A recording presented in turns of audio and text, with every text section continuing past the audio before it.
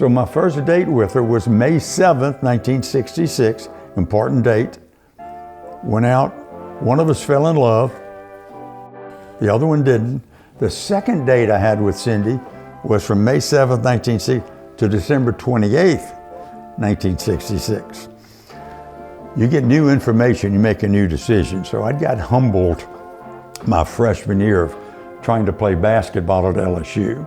And I got humbled that one night because we won by 54 points and I didn't play. Coach didn't want to jeopardize the lead. Went to a party after the game and Cindy saw me and we said a couple of things and she saw a different Bryan. So I asked her out again in December 28th. It was that way till April 19th, 2025. Yeah, good run. We had a good run. We dated for 4 years. We got married in 1970, graduated from LSU in 71. Yeah, we wanted to have a family. We wanted to have Cindy wanted to be a school teacher, and then when we started having children, she wanted to be a stay-at-home mom, and that's what we did. We were blessed and lucky that happened that way. She wanted to raise babies. That's what she wanted to do. She wanted to be a stay-at-home mom with emphasis on mom. We decided we want to get back closer to home. And one of the big reasons for that is that our children are adopted. We could not adopt our second child for whatever reason out in San Francisco. We found this house, it was a little bit too expensive for us. So Patrick and I, he was 2 at the time, he and I went and stayed with a buddy. We took a nap at a buddy's house. And then Cindy came about 2 hours later, tapped me on the shoulder and said, "We bought a house." I said, "Great, which one?" The one on Wilshire. I said, "Whoa, we can't afford it." "Oh, they dropped the price and they threw in the rug." So that's how we bought this house. 44 years.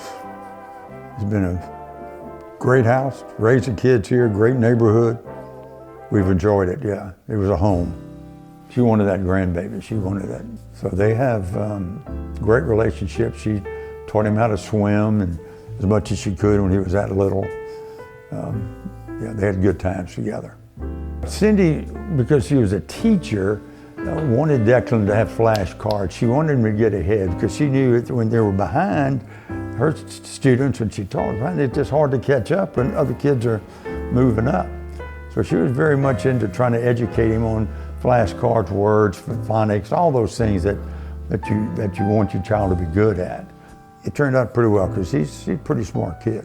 Cindy passed away in April of last year, 2025, yeah. She had cancer in 1996. Then in 2017, it came back with vengeance. And it spread, and she passed in, like I said, in April of last year. But it was a warrior. She hung in there, and she attacked it.